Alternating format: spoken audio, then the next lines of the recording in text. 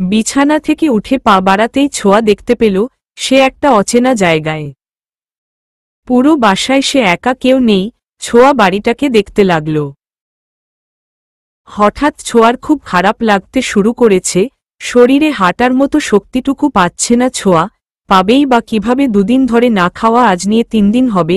চোখে যেন বার বার অন্ধকার দেখে ছোঁয়া। মাথা হঠাৎ খুব খারাপভাবে চক্কর দিয়ে উঠল। ছোঁয়ার পড়ে যাবে ঠিক তখনই কেউ এসে তার হাতটা ধরে ফেলল। নিজেকে সামলে মাথা উঁচু করল ছোঁয়া। 24-25 বয়সী একটা মেয়ে দাঁড়িয়ে আছে ছোঁয়াকে ধরে। কে আপনি? তুমি ঠিক আছো? হ্যাঁ আপু, ঠিক আছি, কিন্তু আপনাকে তো চিনলাম না। আর আমি তো জেলে ছিলাম, তবে এখানে কিভাবে আসলাম? কাপা কাপা গলায় জিজ্ঞেস করল ছোঁয়া। সব বলবো, আগে তুমি রুমে চলো। তোমার শরীর অনেক খারাপ, খেয়ে মেডিসিন নিতে হবে, চলো। ছোঁয়া আর কথা বাড়াল না। সত্যি সে খুব দুর্বল, ক্ষুধার জ্বালা কিছুটা অনুভব করছে। আগে নিজেকে সামলে নেওয়া উচিত। তাই ছোঁয়া মেয়েটির সাথে গেল। ছোঁয়াকে বিছানায় বসিয়ে কিছু খাবার এনে ছোঁয়াকে খেতে বলল মেয়েটি। পেটে অনেক ক্ষুধার থাকার কারণে খাবারগুলো নিয়ে খেতে লাগল ছোঁয়া। মেয়েটি তাকিয়ে আছে ছোঁয়ার দিকে। সত্যি তুমি খুব মিষ্টি ছোঁয়া।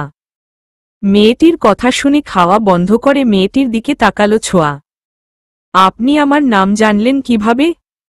আর আমি এখানে কিভাবে এলাম বললেন না তো? আর আপনি আমাকে চিনেন আপু? মেয়েটি মুচকি হাসল। সব উত্তর পাবে আজ সন্ধ্যায়, আগে খেয়ে নাও। মেয়েটার কথা কিছুই বুঝতে পারছে না ছোঁয়া। এত হেয়ালি করছে কেন? মেয়েটা বলে দিলেই তো হয় কে এনেছে আমাকে। শুধু শুধু এসব হেয়ালি চিন্তা বাড়িয়ে দিচ্ছে ছোঁয়ার। নিজের মনকে কোনোভাবেই যেন শান্ত করতে পারছে না ছোঁয়া। কে এখানে তাকে আনল, আর কেনই বা সন্ধ্যায় সব প্রশ্নগুলোর উত্তর পাওয়ার কথা বলল মেয়েটা? এসব চিন্তা যেন ছোঁয়াকে ছিঁড়ে খাচ্ছে। সারাটা দিন এসব ভাবতে ভাবতেই কাটল ছোঁয়ার। আর দোহার কথাও জানতে ইচ্ছা করছে। পুলিশ কি মামাকে দোহার ব্যাপারে জানিয়েছি? দোহা ঠিক আছে কিনা এসব ভাবতে ভাবতে সন্ধ্যার জন্য অপেক্ষা করছে ছোঁয়া। কারণ তার সব প্রশ্নের উত্তর সে সন্ধ্যায়ই পাবে। সারাদিন বাড়িতে আর কাউকে দেখা গেল না। চারিদিকে আধার ঘনিয়ে আসছে, সন্ধ্যা নেমে আসছে। ছোঁয়া মাথা নিচু করে পা ঝুলিয়ে বসে আছে। ছোঁয়া মাথা তুলতেই সকালের সে মেয়েটিকে দেখতে পেল ছোঁয়া। আপু আপনি? হ্যাঁ, আমার সাথে এসো। কোথায় যাব? সব প্রশ্নের উত্তর জানতে চেয়েছ না? তোমার সব প্রশ্নের উত্তর পেতে। আচ্ছা চলুন। বলেই ছোঁয়া মেয়েটির পেছনে পেছনে যেতে লাগল। একটা অন্ধকার রুমে নিয়ে গেল ছোঁয়াকে দাঁড় করিয়ে দরজা বন্ধ করে দেয়া হল। ছোঁয়া পেছনে তাকাতেই দেখল কেউ বাহির থেকে দরজা বন্ধ করে দিয়েছে, তাই বারবার ছোঁয়া দরজা ধাক্কাচ্ছে। আমাকে এখানে কেন একা রেখে গেলেন? কি হলো? আমাকে প্লিজ বের করুন, কেউ আছেন? আপু প্লিজ আমাকে বের করুন। তুমি একা নও জান, আমি আছি তোমার পাশে আর থাকবো। হঠাৎ খুব চেনা কণ্ঠস্বর শুনে ছোঁয়া থমকে গেল। ছোঁয়া ভাবল হয়তো সে ভুল শুনেছে। এ কণ্ঠ কি করে সে শুনতে পারে? সে তো নিজের হাতেই। ভাবতে ভাবতে পেছনে তাকালো ছোঁয়া। একটা লাইট জ্বলে উঠল। সামনে থাকা মানুষটাকে দেখে নিজের চোখকে বিশ্বাস করতে পারছে না ছোঁয়া। নিজের অজান্তেই চোখগুলো ছলছল করে উঠল ছোঁয়ার। আপনি কি ভেবেছিলে? মারা গেছি? না জান, তোমাকে একা রেখে কোথাও যেতে পারবো না আমি। রুদ্র ছলছল চোখে দাঁড়িয়ে আছে ছোঁয়া। রুদ্র আমি আপনাকে। হ্যাঁ জান, তুমি আমাকে মেরে ফেলতে চেয়েছিলে, কিন্তু আমি বেঁচে গিয়েছি। তবে জানো, আজ বেঁচে থেকেও আমি মৃত। কারণ আমার ভালোবাসার মানুষ আমার বুকে ছুরি চালানোর আগে একটাবার আমার কথা শোনেনি, বিশ্বাস করেনি। এই ভেবেই আমি মারা গিয়েছি। ছোঁয়ার চোখ দিয়ে এবার অবাধে পানি পড়া শুরু করল। ছোঁয়া আর দাঁড়িয়ে থাকতে পারল না, দৌড়ে যেয়ে রুদ্রকে জড়িয়ে ধরল। বিশ্বাস করুন রুদ্র, আমি চাইনি। আমার মাথা ঠিক ছিল না। আমি পাগল হয়ে গিয়েছিলাম। রুদ্র আমাকে মাফ করে দিন। আমাকে দোহা বলেছে যে আপনি ওকে মারতে চাননি, আপনি ওকে বাঁচাতে চেয়েছেন। রুদ্র আমাকে মাফ করে দিন, আমি ভুল করে ফেলেছি। কাঁদতে কাঁদতে রুদ্রের বুকটা ফেটে যাচ্ছে। ছোঁয়াকে এভাবেই চেয়েছিল সে। চেয়েছিল ছোঁয়া একদিন তার ভুল বুঝতে পারবে আর রুদ্রের ভালোবাসাকে মন থেকে মেনে নেবে।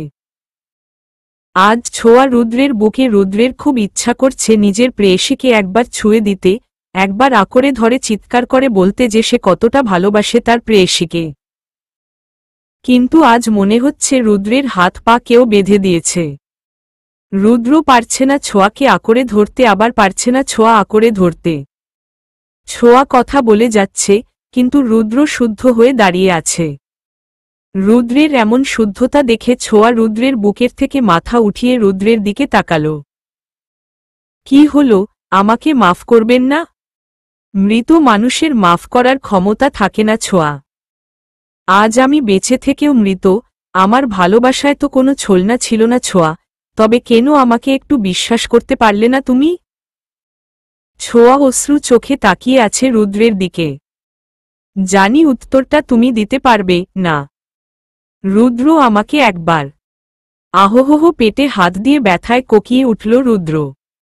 রুদ্রদ্র কি হল, আপনি ঠিক আছেন?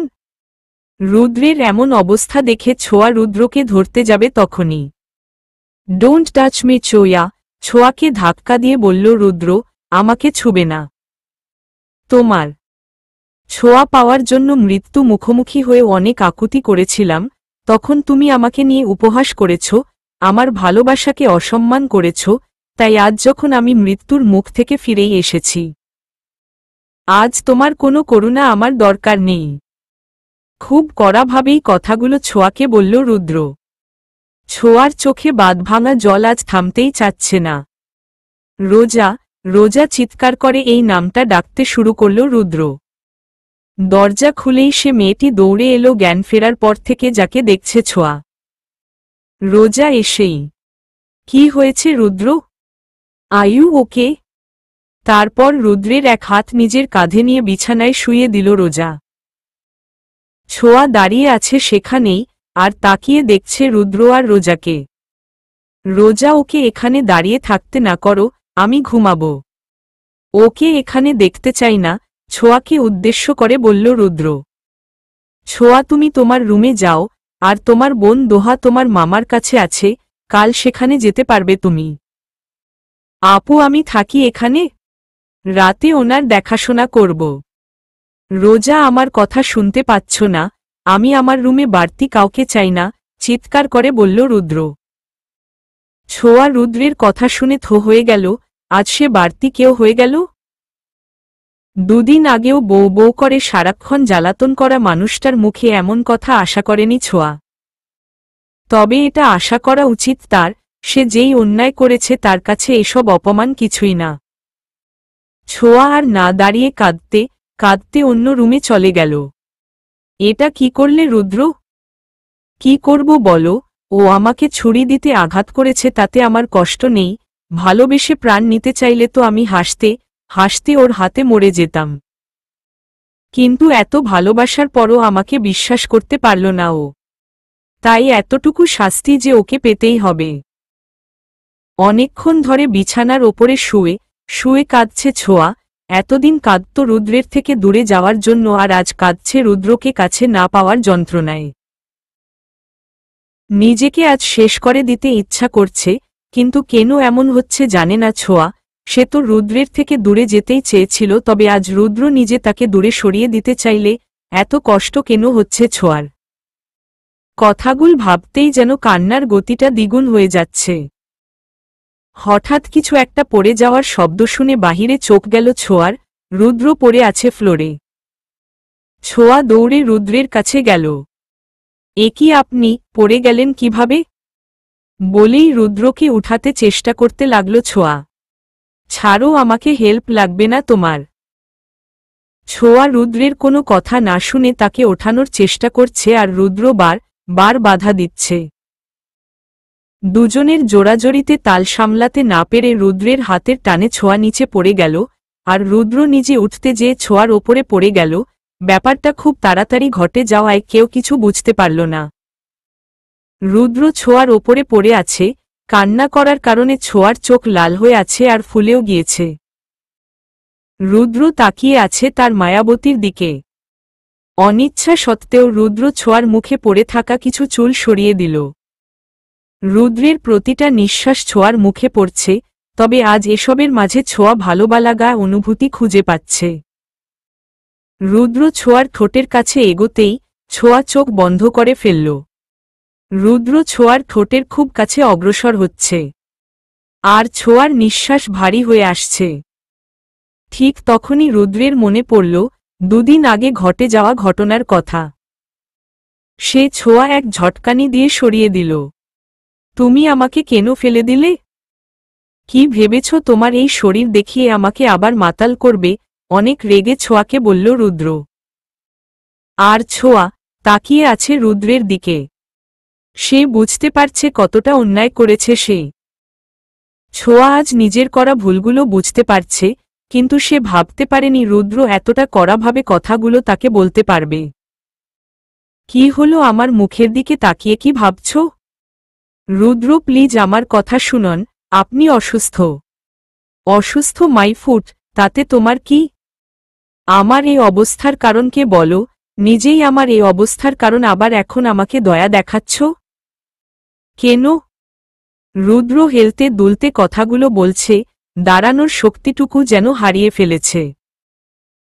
ছোঁয়াকে আজ কথাগুলো বলতে রুদ্রের অন্তরটা যেন ক্ষতবিক্ষত করে দিচ্ছে।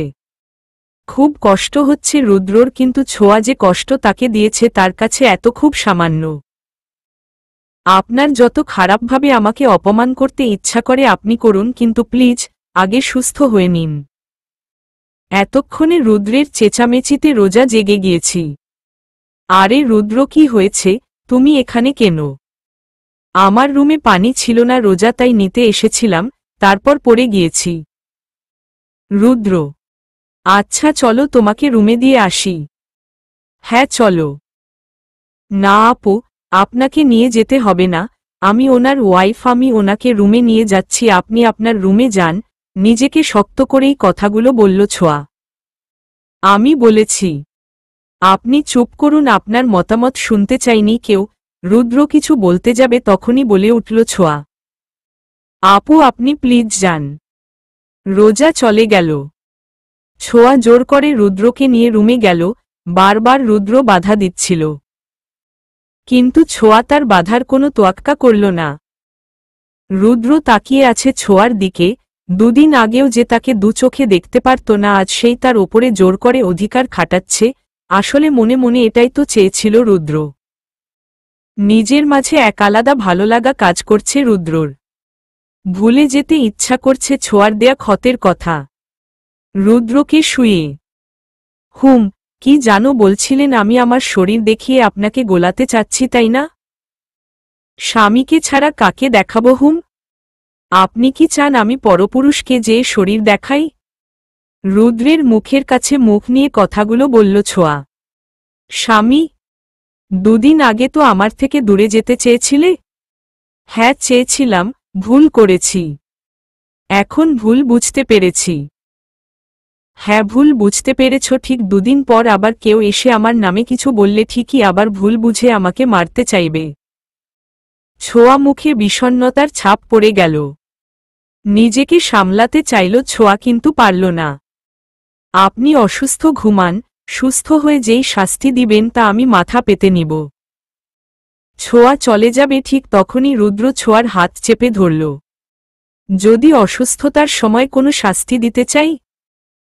হ্যাঁ দিন, আমি সব শাস্তি নিতে প্রস্তুত, তবে আপনার থেকে দূরে সরে কোনো শাস্তি নিতে আমি পারব না। কেন? এতদিন আমার থেকে দূরে যাওয়ার ইচ্ছাই তোমার ছিল, এখন নেই। আপনি ঘুমান তো। বলেই ছোঁয়া চলে যাবে ঠিক তখনই রুদ্র ছোঁয়ার হাত টেনে ছোঁয়াতে রুদ্রের ওপরে ফেলে দিল।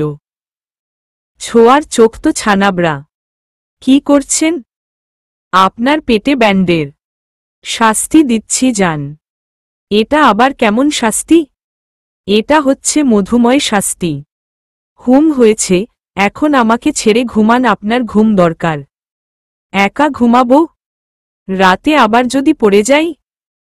আপনার মতলবটা কি বলুন তো, একটু আগে তো আমাকে দেখতে পারছিলেন না, আর এখন এমন সব কথা বলছেন? জান, তোমাকে একটু কষ্ট দিতে চেয়েছিলাম, কিন্তু আমার জানটা তো আমার দেয়া কষ্ট সইতেই পারে না।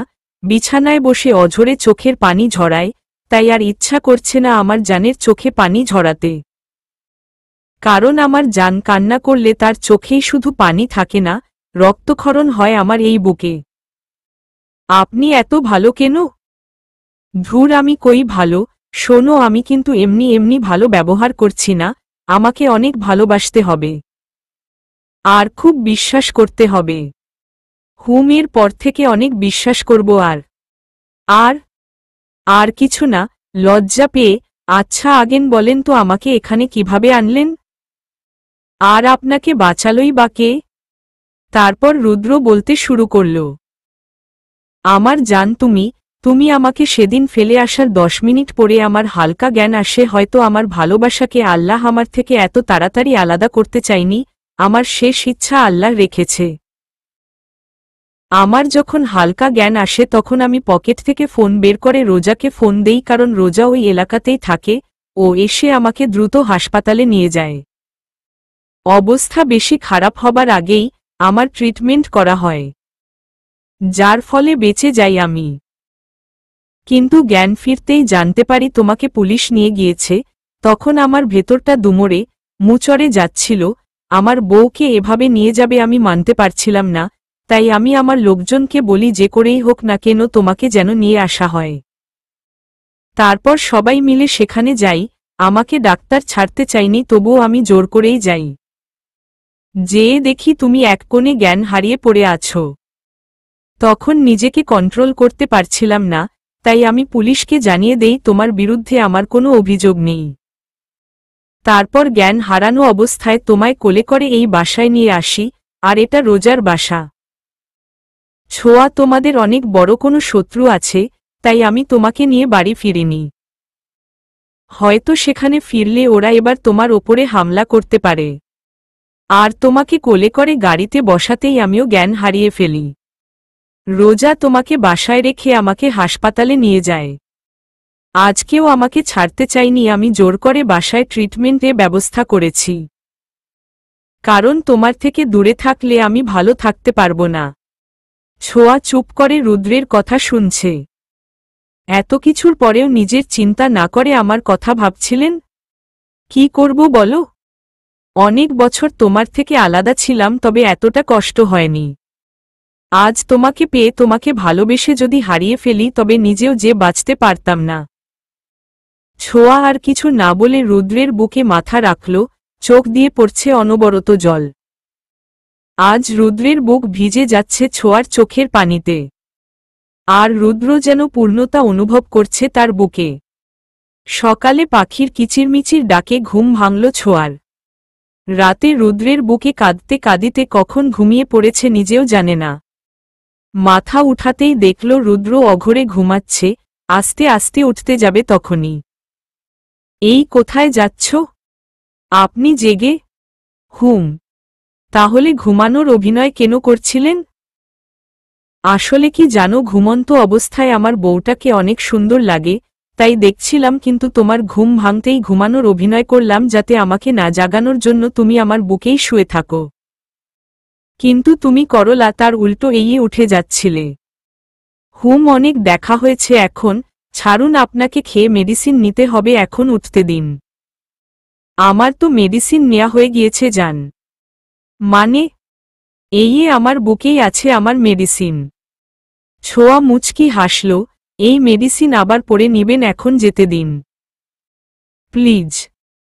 রুদ্র কপার কুচিয়ে ছোঁয়াকে ছেড়ে দিল। আপনি বসেন, আমি গোসল করে আসছি।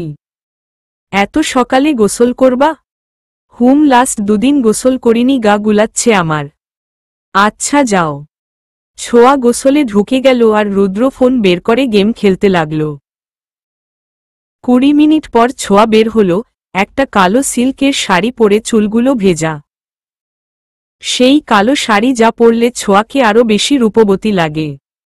ছোঁয়া চুল মুছছে, আর রুদ্র হা করে তাকিয়ে আছে ছোঁয়ার দিকে। রুদ্র বিছানা থেকে উঠতে যাবে কিন্তু উঠতে পারছে না, হেলে দুলে পড়ে যাচ্ছে। ছোঁয়া দৌড়ে যেয়ে রুদ্র ধরল। কি করছেন আপনি? কি লাগবে আমাকে বললেই তো হতো। রুদ্র মুচকি হাসল, একটানে ছোঁয়াকে বিছানায় ফেলে দিল। আমার যা চাই আমি তা পেয়ে গিয়েছে বলেই ছোঁয়ার গলায় নাক ঘষতে লাগল। ছোঁয়ার কথা বলার শক্তি যেন কমে আসছে। রুদ্র কি করছেন? মেডিসিন নিচ্ছি। ছোঁয়া ক্রমশ রুদ্রের পিঠে আঁচড় বসাচ্ছে। রুদ্র দোহাই লাগে আমাকে ছাড়ুন। না, আজ ছাড়ব না। রুদ্র ছোঁয়ার গলায়, ঘাড়ে ক্রমশ কিস করে যাচ্ছে। আস্তে আস্তে নিচে নামছে রুদ্র পেটের থেকে শাড়ির আঁচল সরিয়ে মুখ গুজে দিয়েছে সেখানে। ছোঁয়া আরো শক্ত করে বিছানার চাদর আঁকড়ে ধরছে। ঠিক তখনই দরজায় নোক করার শব্দ পেয়ে দুজনে বাস্তবে ফিরে এলো। রুদ্র সরিয়ে ধরফরিয়ে উঠে শাড়ি ঠিক করতে লাগল ছোঁয়া। শাড়ি ঠিক করতে করতে দরজা খুলল, রোজা দাঁড়িয়ে আছে। আপু আপনি ভেতরে আসুন। রুদ্রের কি অবস্থা, ঠিক আছে ও?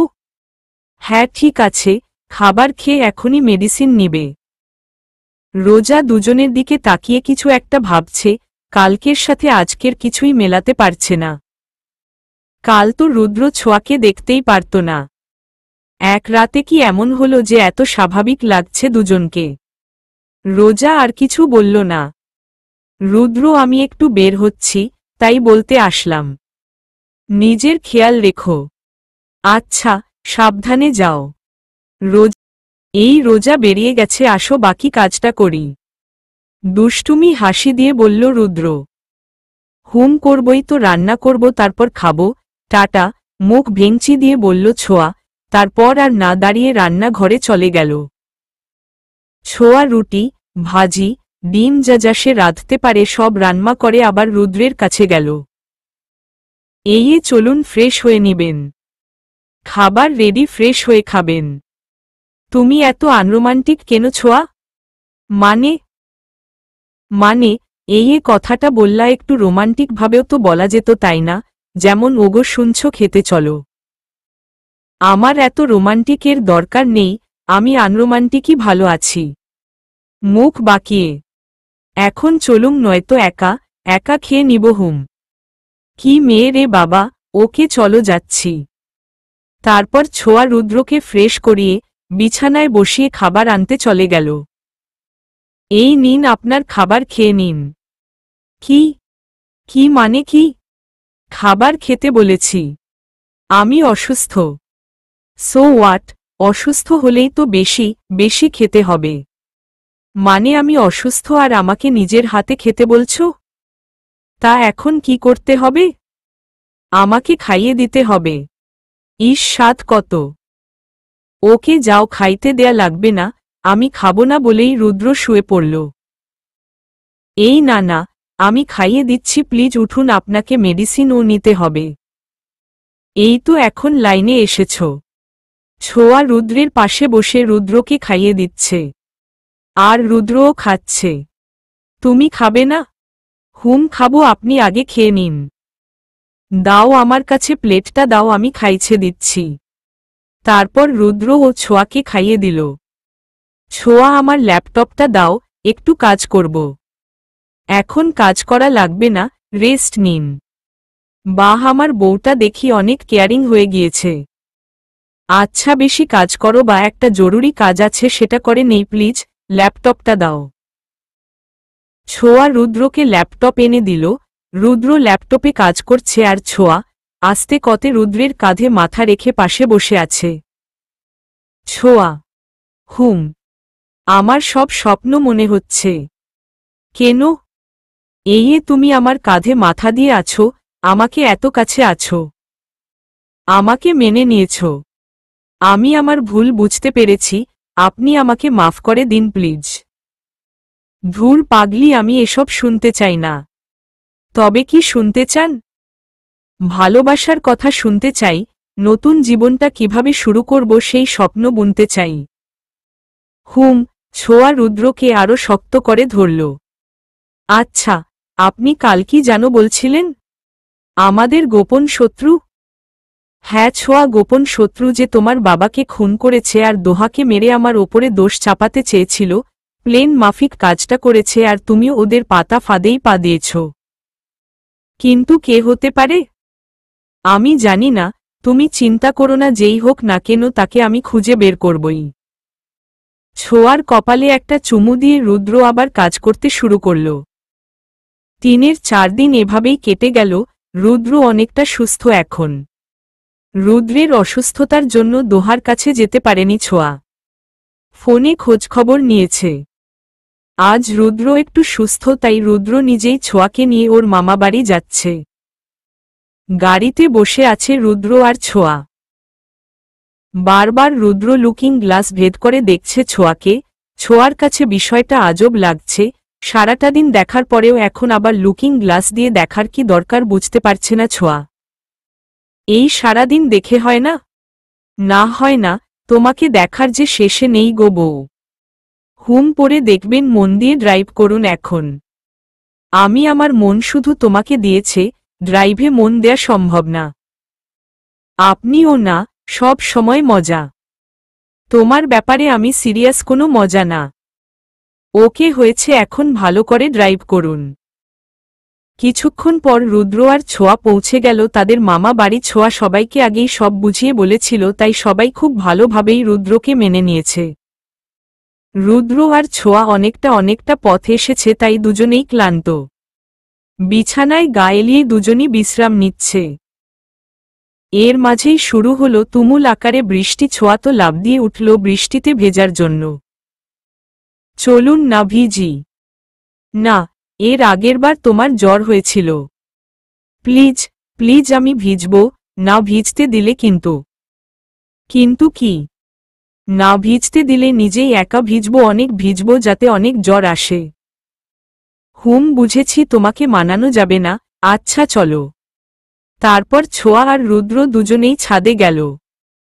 ছোঁয়া তো লাফালাফি করছে আর ভিজছে, খুব মজা করছে, আর রুদ্র তাকিয়ে ওর সব পাগলামি দেখছে। রুদ্র ছোঁয়াকে দেখতে দেখতে ওর অনেক কাছে চলে গেল। ছোঁয়াকে একটানে নিজের কাছে নিয়ে আসলো। ছোঁয়া অন্যদিকে তাকিয়েছিল। পেছনে থেকে এমন হেঁচকা টানের জন্য একদম প্রস্তুত ছিল না ছোঁয়া। ছোঁয়া একদম রুদ্রের বুকের সাথে আষ্টেপৃষ্ঠে জড়িয়ে গেল। রুদ্র ছোঁয়া আবার বুকে থেকে উঠিয়ে গালে হাত রেখে বলতে লাগল, এই দিনটা আমি চেয়েছিলাম ছোঁয়া, যেদিন তুমি আমার হবে। বৃষ্টির প্রতিটা ফোঁটা জানবে তুমি শুধু আমার। তোমার সবটুকু জুড়ে থাকব আমি। ছোঁয়ার ভেজা ঠোঁটে আজ রুদ্র আবার মাতাল হচ্ছে। আবার ছোঁয়ার ভেজা ঠোঁট যেন টানছে রুদ্রকে। রুদ্র ক্রমশ ছোঁয়ার ঠোঁটের দিকে এগোচ্ছে। একটা সময় রুদ্র তার নিজের ঠোঁট দিয়ে ছোঁয়ার ঠোঁটকে আবদ্ধ করে নিল। আজ ছোঁয়াও যেন তাল মেলাচ্ছে রুদ্রের সাথে, বাধাহীনভাবে মাতাল হচ্ছে দুজন। 5 মিনিট পর রুদ্র ছোঁয়ার ঠোঁট ছেড়ে ছোঁয়াকে কোলে তুলে নেয়। ছোঁয়া লজ্জায় চোখ বুজে ফেলে আর হারিয়ে যায় রুদ্রের মাঝে। রুদ্র ছোঁয়াকে কোলে করে রুমে চলে যায়। বিছানায় শুয়ে ছোঁয়াকে চুমু দিতে থাকে। একটা সময় রুদ্র ছোঁয়ার প্রতি পুরোটা মাতাল হয়ে যায়। ছোঁয়ার শাড়ি একটানে খুলে ফেলে আর ডুব দেয় ছোঁয়ার মাঝে। আজ নেই তাদের মাঝে কোনো বাধা। ছোঁয়াও যেন রুদ্রের প্রতিটা ছোঁয়াকে ভালোবেসে গ্রহণ করছে এক আলাদা আবেশে। আজ দুজন দুজনার মাঝে ডুব দিয়েছে পরম ভালোবাসায়। বিছানায় এলোমেলোভাবে শুয়ে আছে ছোঁয়া, আর রুদ্র মাত্রই গোসল করে ড্রেসিং টেবিলের সামনে দাঁড়িয়ে চুল আছড়াচ্ছে। ছোঁয়ার ঘুম ভাঙতেই দেখল রুদ্র গোসল করে বের হয়েছে, পরনে শুধু একটা তোয়ালে। গোসল করে বের হবার পর রুদ্রের শরীরে হালকা হালকা পানি থাকে, বিষয়টা ছোঁয়ার ভালোই লাগে। কি হলো, ওমন হা করে তাকিয়ে আছো কেন? দেখছি। কি? গোসলে পর আপনাকে কত কিউট লাগে। তাই? আমিও দেখছি। কি? এই অবস্থায় তোমাকে কত কিউট লাগে।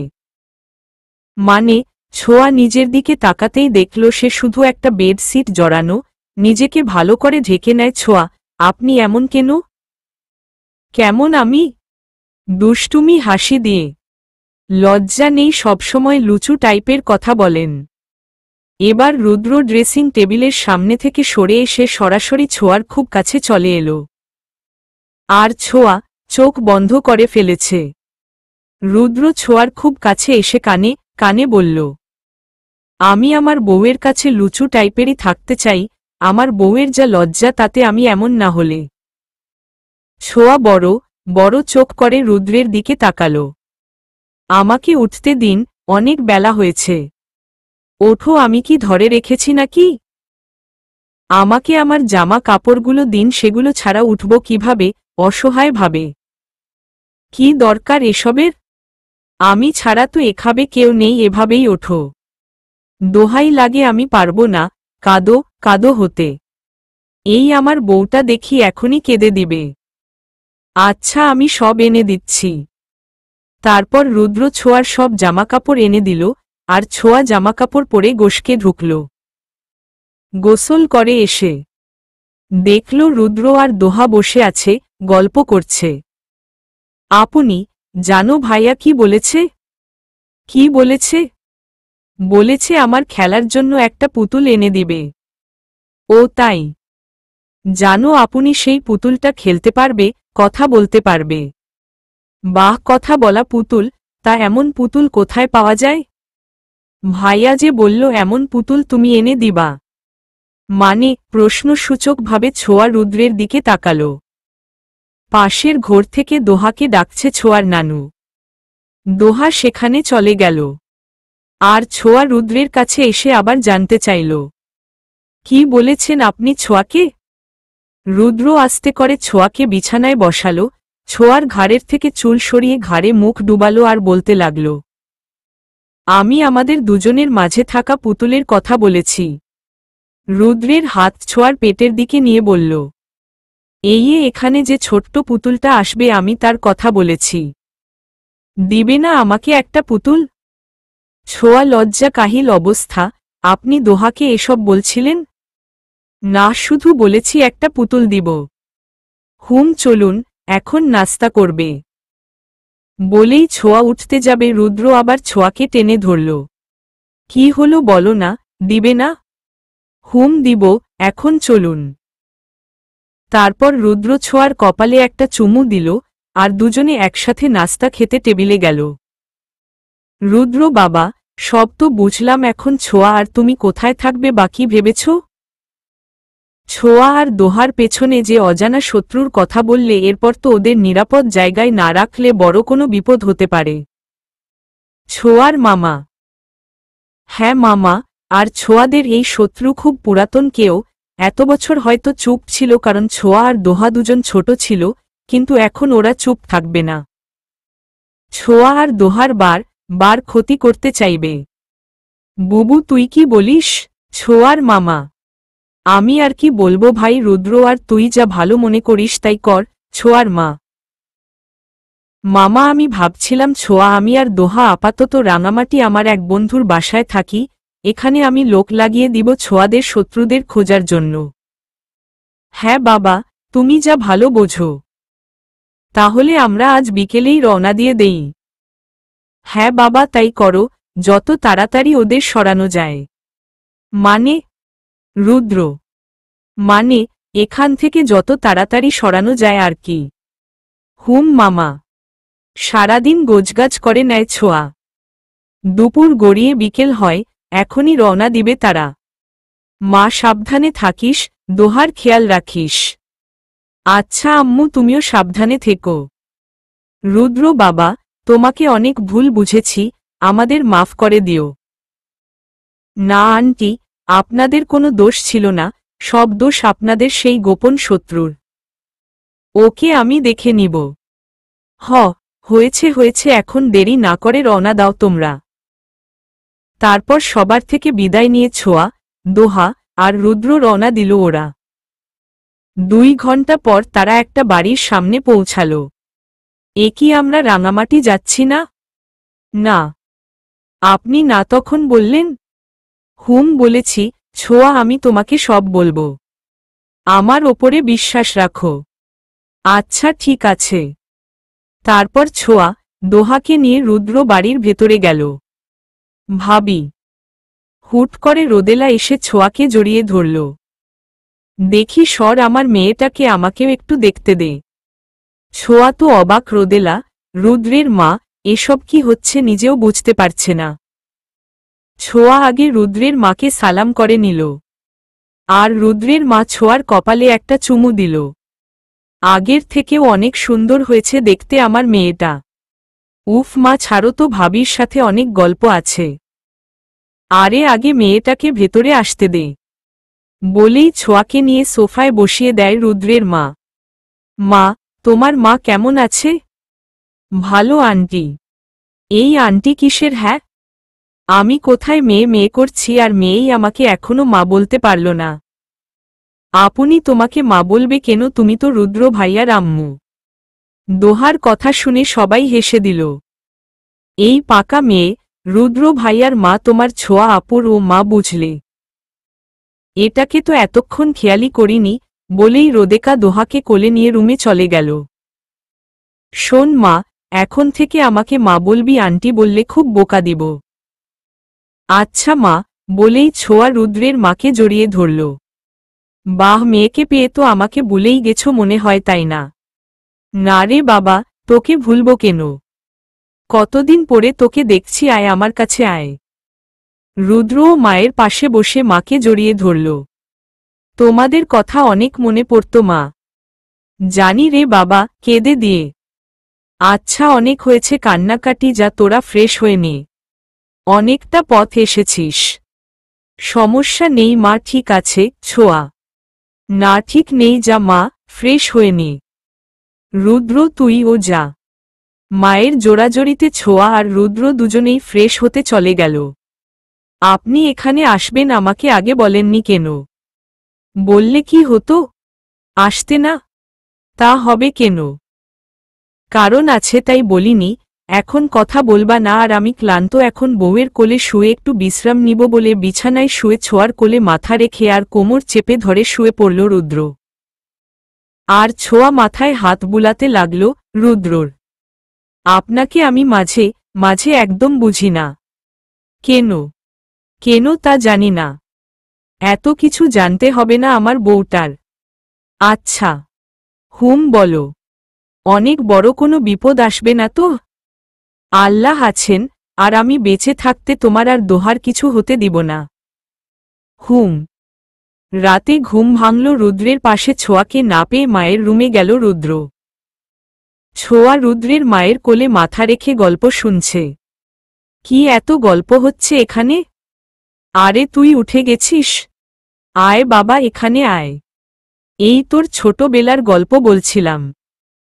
মা, গল্প রাখো, খিদে পেয়েছে, খেতে দাও। রাতের খাবার খেয়ে সবাই কিছুক্ষণ গল্প করল, তারপর যে যার রুমে চলে গেল।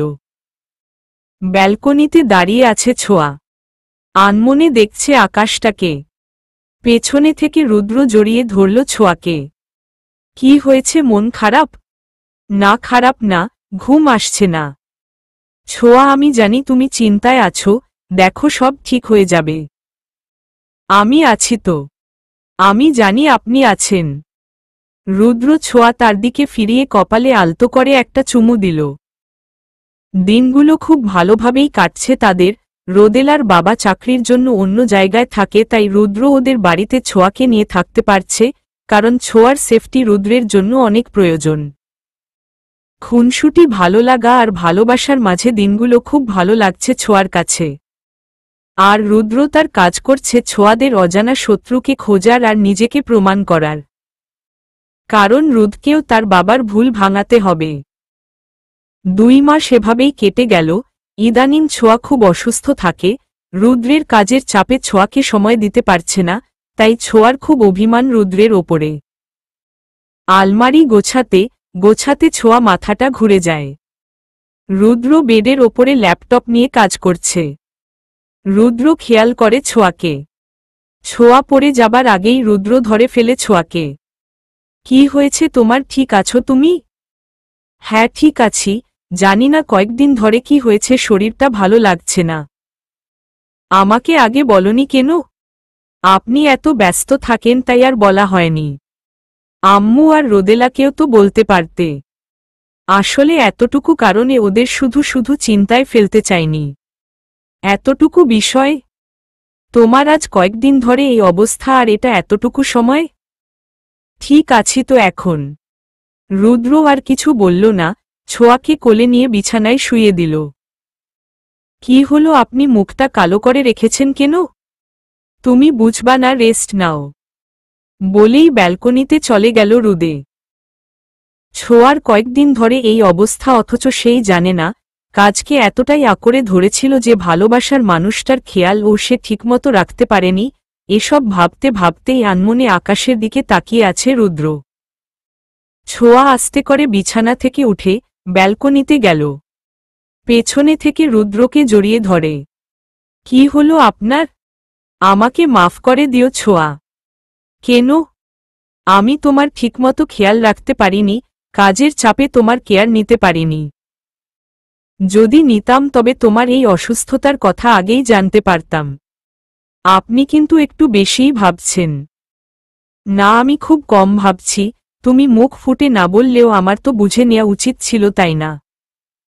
কাল সকালে সবকিছু বাদ দিয়ে আগে তোমাকে নিয়ে হাসপাতালে যাব। আচ্ছা ঠিক আছে, যাব। এখন আর মন খারাপ করে থাকবেন না প্লিজ। রুদ্র পেছনে থেকে ছোঁয়াকে নিয়ে তার বুকে চেপে ধরল। আর ছোঁয়াকে আঁকড়ে ধরল রুদ্রকে। হয়তো এমনি হয়, ভালোবাসার মানুষটার একটু কষ্ট মেনে নেয়া কঠিন। পরের দিন সকালে নাস্তা করে রুদ্র আর ছোঁয়া ডাহ এত কাছে যায়। ছোঁয়াকে চেক আপ করানোর পর কিছু টেস্ট দিয়েছে ডাহ, আর রুদ্র ছোঁয়া তারই অপেক্ষা করছে। রুদ্র ছোঁয়ার হাত চেপে ধরে আছে, মনে হচ্ছে ছোঁয়া কোথাও চলে যাবে। রুদ্র হাত ছেড়ে দিলেও হয়তো রুদ্র ছোঁয়াকে চিরতরে হারাবে। আপনি এত চিন্তা কেন করছেন? সব ঠিক হয়ে যাবে। রুদ্রের যেন সারা শরীর থর থর করে কাঁপছে। রুদ্র, আমার খুব খিদে পেয়েছে, কিছু একটা আনুন, বসে বসে খাই। ছোঁয়ার কথা বাস্তবে ফিরল রুদ্র। যে মেয়েটার জন্য তার কাঁপুনি শুরু হয়েছে সে এই সময় খাওয়ার কথা বলবে, ব্যাপারটা রুদ্রের ধারণার বাহিরে ছিল। রুদ্র বাহিরে যেয়ে নাগেট আর একটা কোক এনে দিল ছোঁয়াকে। ছোঁয়া বসে বসে খাচ্ছে। আর রুদ্রকে রিপোর্ট নিতে ডাকা হয়েছে, তাই রুদ্র রিপোর্ট আনতে গিয়েছে। কিছুক্ষণ পর রুদ্র ফিরে এসে দাঁড়িয়ে আছে ছোঁয়ার দিকে তাকিতে, চোখের কোণে বিন্দু বিন্দু অশ্রু। ছোঁয়া রুদ্রকে দেখে বেশ ভয় পেয়েছে, তার মানে কি রিপোর্টে খারাপ কিছু এসেছ? ছোঁয়া কাঁপা কাঁপা গলায় রুদ্রকে জিজ্ঞেস করল, কি হয়েছে রুদ্র? রুদ্র আর কিছু না বলে ছোঁয়াকে খুব শক্ত করে জড়িয়ে ধরে কেঁদেই দিল। কি হয়েছে বলুন আমাকে। রুদ্র কেঁদেই যাচ্ছে। আমার খুব চিন্তা হচ্ছে, বলুন না কিছু। ছোঁয়া, তুমি আমাকে অনেক বড় খুশি দিয়েছ। ছোঁয়ার গাল ধরে বলল রুদ্র। মানে? ছোঁয়া, তুমি মা হতে চলেছ, আমাদের মাঝে এলোমেলোভাবে ঘুমানোর জন্য আর আমাদের রাতের ঘুম নষ্ট করার জন্য একজন আসছে। আপনি সত্যি বলছেন? অনেক খুশি হয়ে। হ্যাঁ পাগলি, সত্যি বলছি। এখন চলো বাসায় যাব, এই খবরটা সবাই শুনলে খুব খুশি হবে। তারপর রুদ্র আর ছোঁয়া গাড়ি নিয়ে বের হয়ে গেল। রুদ্র ড্রাইভ করছে আর বার বার ছোঁয়ার দিকে তাকাচ্ছে, এর মাঝেই জ্যামের জন্য দুজন আটজে গেছে। ছোঁয়ার চোখ বাহিরে হাওয়াই মিঠাইয়ের দিকে গেল। এই দেখুন দেখুন, এক্সাইটেড হয়ে। কি হয়েছে? হাওয়াই মিঠাই, আমি প্লিজ নিয়ে আসুন। রুদ্র মুচকি হেসে গাড়ি থেকে নেমে হাওয়াই মিঠাই আনতে চলে গেল। দুটো হাওয়াই মিঠাই এনে ছোঁয়ার হাতে দিতেই ছোঁয়া যেন খুশিতে টইটুম্বুর। ছোঁয়া মজায় বসে বসে খাচ্ছে আর রুদ্র তাকিয়ে আছে ছোঁয়ার দিকে। ছোঁয়ার চোখ রুদ্রের দিকে পড়তেই, খাবেন? একটা হাওয়াই মিঠাই বাড়িয়ে দিয়ে। না। তাহলে তাকিয়ে আছেন কেন? তোমার খাওয়া দেখছি। আমার খাওয়া দেখার কি হলো? অনেক কিছু হলো আমার বউটা। ছোঁয়ার গাল টিপে ছোঁয়া একটা ভেঙচি কেটে আবার খাওয়া শুরু করল। বাসায় পৌঁছে খবরটা শুনে রুদ্রের মা আর রোদেলা তো মহা খুশি। মা, আমি অনেক খুশি হয়েছি রে মা। আরে মা, আমাকে একটু ভাবির সাথে কথা বলতে দাও। ভাবি নাম কিন্তু আমি রাখব। আমার বাবুর নাম আমি রাখব রুদ্র। না ভাইয়া, এটা হবে না। আচ্ছা ভাবি যাকে রাখতে বলবে সেই রাখবে। ভাবি বলো বা তুমি কার দেয়া নাম রাখতে চাও? দু ভাই বোনের কথা শুনে ছোঁয়া লজ্জায় লাল হয়ে যাচ্ছে। তোরা থামতো, মেয়েটি লজ্জা পাচ্ছে দেখছিস না? থাক মা, তুই লজ্জা পাস না, যা রুমে যা, ফ্রেশ হয়ে রেস্ট নিয়ে আমি রোদেলাকে দিয়ে খাবার পাঠিয়ে দিচ্ছি। রুদ্র, যা তো মেয়েটাকে রুমে নিয়ে যা। তারপর রুদ্র আর ছোঁয়া রুমে চলে গেল। রুমে যেতেই রুদ্র ছোঁয়াকে জড়িয়ে ধরল। কি করছেন? ছাড়ুন। কি করছি আবার? বউটা আমাকে এত বড় একটা গিফট দিল, আমারও তো কিছু দেয়া উচিত তাই না? তাই তা দিচ্ছি। রুদ্র, দরজা খোলা, আমাকে ছাড়ুন, কেউ এসে পড়বে। আসুক, তাতে আমার কি? আমার বউকে আমি আদর করছি। আমি কিন্তু চেঁচাবো। চেঁচাও, আমার কোনো সমস্যা নেই। রুদ্র ছোঁয়ার ঘাড়ে নাক ঘষা শুরু করে দিয়েছে। ছোঁয়া বারবার বাধা দিচ্ছিল, কিন্তু একটা সময় রুদ্রের গরম নিঃশ্বাস ঘাড়ে পড়তেই ছোঁয়া যেন নিজেকে মিশিয়ে ফেলছে। রুদ্রের সাথে বাধা দিতে ইচ্ছে করছে না ছোঁয়াকে। আমি কিন্তু কিছু দেখি না। দরজার সামনে থেকে কারো এমন কথা শুনে ছোঁয়া রুদ্রকে ধাক্কা দিয়ে সরিয়ে দিল। রোদেলা, এসো। আসলে থাক ভাবি, আমি ভুল সময় এসে গিয়েছি। এই নাও মা, খাবার পাঠিয়েছে, তোমাকে সবটুকু খেতে বলেছে। ভাইয়া, তুমিও খেয়ে নিও। আমার মুডের 12 বাজিয়ে এখন খেতে বলছে। রুদ্র আস্তে করে বলল। ভাইয়া, কিছু বললা? না রে আপু, বললাম তুই কত ভালো, আমার কত খেয়াল রাখিস। হয়েছে, এখন খেয়ে নাও। রোদেলা চলে গেল, আর ছোঁয়া অগ্নি চোখে রুদ্রের দিকে একবার তাকিয়েই বাথরুমে ফ্রেশ হতে চলে গেল। ফ্রেশ হয়ে এসে দেখে রুদ্র শুয়ে আছে বিছানায়। ফ্রেশ হয়ে আসুন। এভাবে বলছো কেন? একটু রোমান্টিক ভাবে বলো। রোমান্টিক? আপনাকে তখন বলেছিলাম দরজা খোলা, শোনেনি আমার কথা? রোদেলা কি ভাবল? ওর সামনে কত লজ্জা পেলাম আমি, রেগে। আমার বউ আমি যা ইচ্ছা করে, বলেই ছোঁয়ার হাত থেকে তোয়ালে নিয়ে রুদ্র ও বাথরুমে ঢুকে গেল। আপনি? দোহা দৌড়ে এসে ছোঁয়াকে জড়িয়ে ধরল। আপনি, তুমি কোথায় গিয়েছিলে? আমাকে নাওনি কেন? অভিমান করে। আসলে লাল গোলাপ, আমরা তোমার জন্য পুতুল আনতে গিয়েছিলাম। রুদ্র মুখ মুছতে মুছতে বলল। তাই কই দাও। আসলে লাল গোলাপ যে পুতুলটা আনবো সেটা তো কথা বলতে পারবে, হাঁটতে পারবে, তাই সেটা বানাতে একটু সময় লাগবে। এখন কি হবে?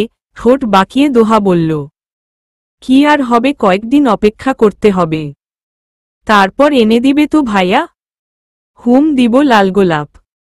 বলেই রুদ্র দোহার গালে চুমু দিল। আমি রোদেলা আপুকে বলে আসি নতুন পুতুলের কথা, বলেই দোহা চলে গেল। আপনি এত খুশি? কি যে বলো, তুমি আমার জীবন হলে, আমার সন্তান হবে আমার বেঁচে থাকার কারণ। খুশি হব না আবার? চলুন এখন খেয়ে নিবেন। চলো। তারপর রুদ্র আর ছোঁয়া খেতে বসল। রুদ্র খাইয়ে দিচ্ছে ছোঁয়া। আপনি খান, আমি একা খেতে পারবো তো?